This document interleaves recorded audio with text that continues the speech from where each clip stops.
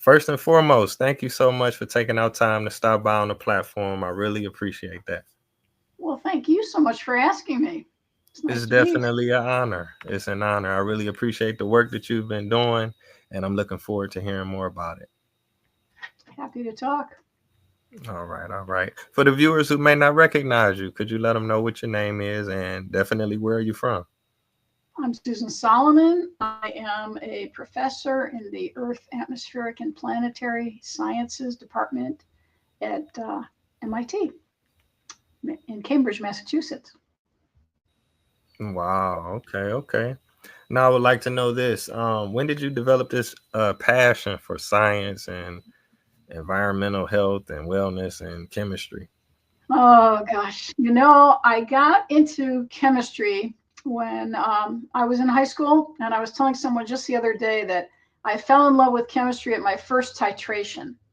You know what a titration is? You mix an acid and a base together, and you can actually calculate exactly at what temperature you're going to get a certain, excuse me, at what mixing proportions you're going to get a certain pH, and then you use an indicator, and it changes color, and it's just the most glorious thing. So the exact amounts of each, it's the coolest thing. It's exact. That's what I loved about it.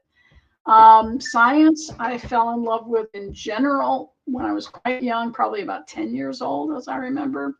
Um, so that would have been the mid 60s, just to orient you. Back when Jacques Cousteau came on American TV. I mean, I don't know if I saw the very first episode or, maybe it was a couple episodes into it, but Jacques Cousteau, the undersea world of Jacques Cousteau, I just thought that was so amazing. So then I thought, hey, that would be an amazing life to be a scientist. Yes, indeed. Yes, indeed. It seems so interesting, especially when you're young. You'd be so excited to learn that new information. But a lot of people, I guess, they feel like it's hard or it's difficult. So for you to be able to master that, that's really amazing. That's inspiring. Well, I don't know if I really realized how difficult it would be. I just thought the idea of understanding the world around us better, at that time, Cousteau was doing stuff like going down to the deep sea and studying sharks and, corals and things like that. And I bet my television set was black and white. I was thinking about that the other day. How do you fall in love with how beautiful the undersea world is if you don't have a color TV? But I'm pretty sure that's what happened. Yes, indeed. Yes, indeed. Now I can ask you about that. Like you said, going back to the 60s, technology has changed so much. We got AI, we got social media. Has that been an easy transition for you? I don't know about easy or hard. I will say that, yeah, I probably have more trouble with it than you do. I mean, I definitely see how fast younger people are able to do certain things like texting. I mean, with just the two thumbs. I mean, that's never going to happen for me. That's not happening. Actually, back in my day, girls learned to type. I was told very clearly, you got to have something to fall back on, just in case you end up, being an old maid, not getting married. So you better be able to type. So, the boys took shop, the girls learned to type. And that turns out to be a really great thing that I'm a very fast typist. That's actually quite handy in the computer age. So, some things turn out differently than the way people expect. But no skill is ever lost. No skill is ever a bad thing to have. That's kind of how I look at it. Yeah, yeah, definitely, definitely. Now, what courses do you teach? Well, I teach a class called Living Dangerously, Environmental Problems from 1900 to Today.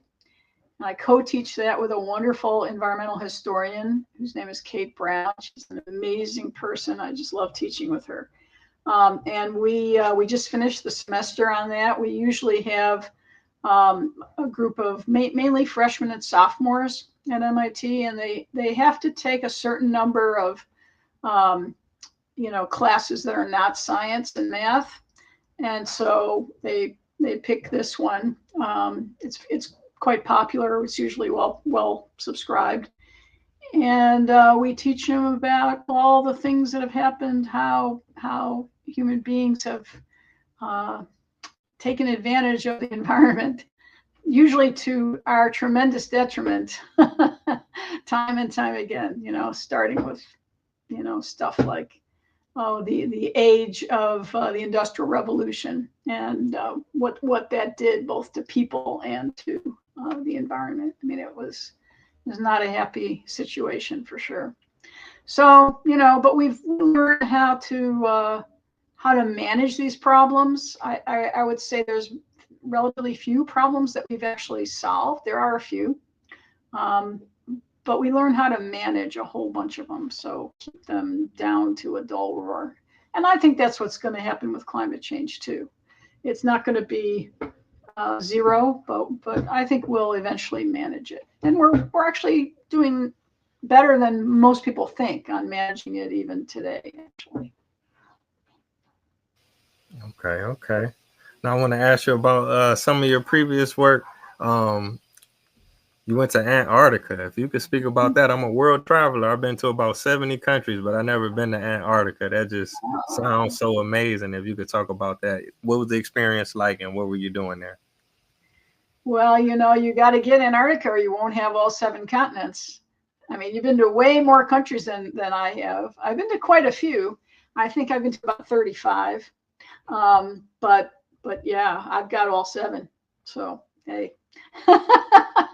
No, Antarctica is it. I guess it's the next best thing to outer space, and in my opinion, maybe better than outer space. I actually never had a strong desire to go to outer space. I know a lot of people, well, not a lot of people. A lot of people are interested in it, maybe, and a few people are starting to do it now that it can be done by people who aren't astronauts. But I don't know. It's Antarctica is absolutely stunning. In my day, we would fly down to New Zealand, just ordinary commercial flight, but then you get on a C-130 ski-equipped airplane. I think they actually still do it that way at certain times. Yeah, they do. In certain times of the year, that's the only way to get into the stations that the United States operates anyway. And they fly you in. So you leave New Zealand on the wheels, and then you land in Antarctica on the skis, which is a pretty impressive thing with those planes. They're very sturdy planes. They have 4 engines, and it's really comforting when they tell you that they'll be able to make it even if they lose 2 engines. I think that's maybe the maximum they could lose, maybe even 3, actually. They can fly. Yeah, they can fly on 1 engine in one of those. It's just astonishing. So, but I never had one lose an engine, fortunately. And they land, and you open the door, and the air hits your face like a slap because the temperature is typically minus 40 degrees at that time of year that I used to go, which was late August. And remember, it's Southern Hemisphere, so late August is like late February here. So it's still wintry, it's still dark, it's still cold, and it's absolutely spectacular. I went to McMurdo Station. That's where we operated our instruments and made measurements of the things that affect the stratospheric ozone layer. We did that because the Antarctic ozone hole had been discovered by the British Antarctic Survey, and they discovered it in 1985.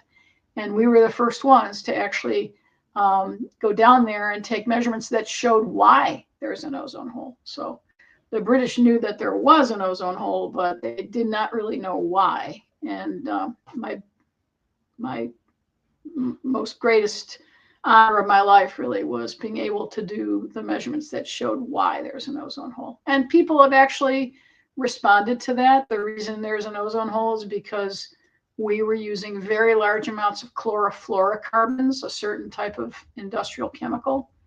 And we used it in all kinds of things. And we stopped using it. And so the ozone hole is actually slowly recovering. And I've done a lot of work also on understanding the recovery. I'm really excited to say that we're 95% confident, which is about as good as it gets, that it really is recovering. And that paper was actually just published a few months ago. And it's like I've gone full circle from seeing the ozone hole form, or hearing about it for the first time back when scientists first learned, and then the public learned. It was actually big news. I mean, if you ask your parents and your grandparents, they'll tell you that they saw it on the TV news. People knew about it. It's kind of scary. It's like suddenly there's this ozone hole. That's the kind of thing that gets people's attention. It's like, suddenly there's an outbreak of Ebola. It's the kind of thing that scares people. So it was quite an experience, and Antarctica was quite an experience. I fell in love with the Antarctic. I've been there 7 times, and I'm hoping to go back for my 8th, actually, in January. So. Wow. That's amazing. I really appreciate you sharing that. Now, I read this online. Is this true that you have it's a glacier named after you? I do. Oh, wow. That was like one of the most incredible things. I got this fax from somebody that I knew at the National Science Foundation, and it said, "Congratulations." And then, the next line was, "A glacier in Antarctica, Solomon Glacier, has been established." And I threw it in my inbox, and I said to myself, very funny, John. There's some glacier in the Antarctic named after, I don't know, John Solomon, who went to the Antarctic, with some expedition in the 1900s, early 1900s or something like that, back in the day when people were exploring Antarctica. So I thought it was a joke. I mean, I thought there was like no way this could really be true. And then I read the fine print. I put my glasses on to read the fine print. And oh my gosh, it's actually named after me. So I thought that was just so wonderful. That's like the greatest honor I've ever had. So it was pretty cool. It's my favorite among all my different things that have happened to me in my life. Yeah, that's tremendous. Now, I read online as well, you were awarded a Nobel Peace Prize. No, not really. Okay. The Intergovernmental Panel on Climate Change, the IPCC, is a group of people that provide scientific advice to the scientific information to the people, the United Nations group that negotiates what to do about climate change. So we do the what's called a scientific assessment. And I did lead the science panel together with a gentleman from China. The two of us led the science panel for the 4th assessment, which was in 2007. And that's the same year that the Nobel Peace Prize was awarded to the organization, the IPCC, not to me personally, to the organization. Organizations do sometimes win Nobel Prizes. It doesn't mean the people in the organization are winning. It's not the same as winning your own individual Nobel Prize. But I do have my own individual National Medal of Science, which I got from President Clinton in the year 2000. So that's pretty cool. That one's mine. Yeah, that's definitely cool to be a part of that in any capacity. I really take my hat off to you. That's amazing. Now I wanted to ask you about, you have a book that came out last year. Yeah. It's called Solvable: How We Healed the Earth and How We Can Do It Again. And it's about some of the things we've been talking about, how we figured out what was going on with the ozone hole, how we actually fixed that, we meaning humanity, all of humanity. That is probably the singular environmental success story, Taye. I mean, the ozone hole is the one thing where we actually did everything right. It's just great. And by the way, the ozone depletion, the loss of ozone, wasn't just over Antarctica. It's also a significant amount at mid latitudes. Not a whole, not as much as Antarctica, but enough to give you more skin cancer and more cataracts and other things that are not good ecosystem wise. So it's a good thing that we fixed it. So let's see. Other topics that I address in the book, include things like smog. Did you know that Los Angeles used to be the most polluted city in the world? Did you know that? Yeah, it was worse than Beijing. It was worse than New Delhi. I mean, it was just, if you, I'm sure you've been to those cities since you've been to 70 some countries. Those cities, actually, Beijing has gotten a lot better, but some years ago it was really bad. But New Delhi, for example, still is just absolutely horrible. The pollution is terrible. Um, Los Angeles was like that too. There were days when you couldn't see 2 or 3 blocks. It was just terrible. And the thing that made that change was that people demanded change. One of the key messages of my book is actually how citizens play a very big role in determining what we do about environmental issues. That, it's not just you can say, oh, somebody in Washington is going to fix that. That's not how it works. The policymakers only get their power really from the amount of public support there is for doing something, especially something difficult. So in this case, what had to happen was that cars had to be changed. Cars were we figured out that the main cause of Los Angeles's air pollution was the number of cars. I mean, even back then, people were driving around, and I mean, it's got all those expressways. It's got a massive amount of air pollution from cars. Back in those days, cars were much more polluting. And when I say those days, we're talking now about 60s and early 70s. And the pressure from people, not just in LA, but all around the country, where there was also a lot of air pollution. People were actually dying, by the way, in America from air pollution. People still die, actually, from air pollution, but the numbers that were dying in things like smog events in New York and Los Angeles were just astonishingly high. Still can happen. And there's also low levels of air pollution now that over time, hurt people's health a lot. So I'm not saying it's a solved problem, but it's a managed problem. And the way we did it was by forcing the car companies to accept new technologies. So particularly things like catalytic converters. Your car has a catalytic converter, right? So what that thing does is to take the exhaust that would otherwise just, be terrible, and it turns it into other compounds. It basically, if you want to think of it this way, is neutralizing the pollution and turning it into stuff that's not dangerous, and then it can be released without any problem. That's what happens. So that's how the problem was solved. But the car companies did not want to change. I mean, I like to say that companies are like cats. They just don't want to change. You change the furniture and the cat goes crazy. It's the same kind of idea. So air pollution, DDT. Did you ever hear of DDT?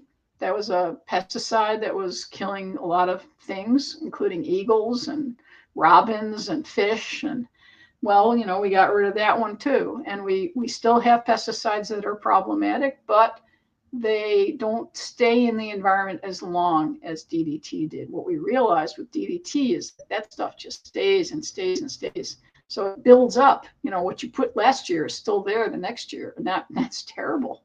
Then by the time you've used it for 10 years, you got a huge amount in the environment. And that was happening. So smog, DDT, lead in gas, lead in paint, terrible problems that made children affected their ability to concentrate in school and affected their intelligence levels. Terrible. Lead poisoning is a horrific thing for kids. What we realized was that low levels of these things are chronic if you don't control the pollution. And so we understood that it's not just when a kid gets such bad lead poisoning that they're rushed to the hospital and they have a coma and then they die. Kids who are just sort of, a little bit listless, a little bit having a hard time paying attention, those kids, some of them end up, we figure out it's lead poisoning, and it was happening in very large numbers back then. partly because we were adding lead to gasoline. Once again, the car. So that was a bad idea. Lead as an additive in gasoline was a terrible idea. We got rid of that. So, you can read the book. There's a whole series of examples. They're, I think, a lot of fun to think about. And then the last chapter is about climate change and what we're doing now that I think will lead us to a brighter future on climate change.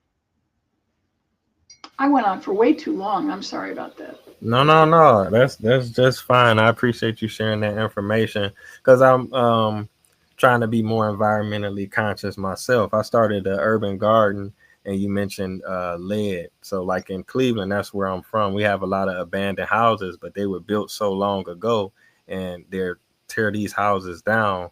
And they're supposed to remove, the scraps, Yeah. but you have some companies they dig the hole and they dump the scrap inside and put the dirt back on top, and then people try to grow fruits and vegetables on top of it, and it's just like a domino effect. So I definitely want to check out that book and see, what more that I can do, what more can I contribute, to making Yeah. things better. Yeah. No, you got to watch that actually. Lead can be in the soil in a lot of places. So sometimes it's actually dangerous to eat the things that you grow there, but you can get it tested. It's not that hard to do. And even, there's other tests you can do too. So yeah, I'm glad to hear you're being really environmental. I mean, another thing that I think is great is people are paying a lot more attention to not using plastic. So they're cutting down on their plastic use. You know that with you got the little triangle on the bottom of the bottles and cans, or not cans, but containers and stuff like that. You got the little triangle on it. It's got a number in it. Do you know to look for at the number before you put that in your recycling bin? Do you know that? Oh, maybe you don't. Okay, so only number 1 and 2 are usually recyclable in most places. And if you look at your little triangles, you're going to find that it's not that uncommon. Some of them are 3, 4, and 5, especially 5. There's a lot of 5, and it's not recyclable. So if you put that in there, all it does is slow down the system. It means that it's harder for them to sort through the pieces. So if you are good about recycling, you'll only put number 1 and number 2 in your recycling bin. Now, I should say it for sure right now that this is the way it is in almost all communities in America. There probably are a few where you could put your number 5 in there, but more often, maybe your recycler would recycle number 5 if you brought them a bag of just number 5. That's actually also quite rare. It's usually just number 1 and 2. So you can call your recycler or email them and find out which ones they actually recycle. But in general, it's only number 1 and 2. So don't screw up the system by putting 3, 4, and 5 in there. Look at the little triangle and figure it out. So give them a little help. Yeah. From now on, I'm going to check that. Now, this is such an interesting topic. Have you ever considered doing maybe like a documentary? Oh, you're so funny. Well, I can't imagine that would be that much fun for people, but maybe it would. I don't know. Yeah, I guess that's an exciting possibility. You really think it would be fun? People would enjoy it? Why do you think so? You talked to me for a little while. Well, I'm thinking about the visuals, like you speaking about the ozone having a hole in it, or like you say with the number 1, 2, or the number 5. You could show them. I think people would find that very, very interesting because some people they do want to do better, but they just might not know how. So if you say, "Here go this book, read it," they might be hesitant. But if you can maybe get it into an hour or hour and a half documentary, they can go back and watch it and share it. Everybody online now streaming. Well, that's so sweet. Yeah, no, I mean, I maybe someday I'll do that. But I also want to say one thing. We as consumers, certainly we should do, and most of us do, the best we can about being careful, being responsible with our, number 1, number 2 plastic and stuff like that. But, pollution isn't fundamentally our fault. The companies that make this stuff are trying to put the responsibility on us, but they're the ones getting the benefit from making the stuff. So really what you think about it, what they're doing is they're privatizing the benefit of making the stuff and socializing the cost of the problem. So socializing meaning to spread it around society. And, for example, it the manufacturer makes money when they make their bottle of water in a plastic container. It's not their problem to recycle it. That becomes society's problem. So you got to pay. I don't know. Do you pay a fee to? You probably do. You maybe don't see it. It's in your trash and water bills or something. That's what it is for me. But I'm paying a fee to the local recycler to recycle my plastic. But why should I have to do that? The people who made the money off of it should be doing that. So really what we should be doing is things like we actually at one time used to do, where there would be a deposit on the sale of the thing, and that would actually pay for the recycling to happen. So it would raise the cost of the item to the manufacturer, and they would have to actually eat that cost, preferably, and then pass it on to the and then the consumer would get the recycling done without having to pay extra. That would be the ideal world, but I don't know if we're going to have it anytime soon. But frankly, companies are responsible. It's not us. We should do the best we can, but don't blame yourself, because that's what they want you to believe. It's your fault, not theirs. Yeah, definitely. Like in Cleveland, we have the trash bin, we have the big black one, and then we have a blue recyclable. And then we just throw everything in there. But now that you mention it, like you say, it's slowing up the process, putting stuff that may not necessarily be a good fit for, recycling. Yeah, yeah. Okay. Well, we're about 27 minutes in. Maybe I'll ask you this last question. Do you have any current projects or any upcoming projects? I know you said you're going back to Antarctica in January. Well, I have to be honest about that. I'm hoping to go back as a lecturer on a cruise ship. I mean, so that's like not really serious science, right? I mean, I will be talking to those people about actually all the things that we've talked about here today. So hopefully, I hope you come on the cruise and we'll have even more fun. But that's not like going down there to do work. I've gone down there to do work 4 times, I think, and the other times have been just this kind of stuff. So Okay. That's cool. That's cool. That's real cool. So thank you so much again for coming on the podcast. And also, I really take my hat off to you for the work that you're doing. And I definitely look forward to the work that you have coming in the future. well, thank you for having me, and I'm excited that you're going to sort your plastic from now on. If I Yeah. made like that one little change, I'm thrilled. So thanks a lot for having me. Thank you. All right. Take care. Bye Bye bye. bye. Mhm.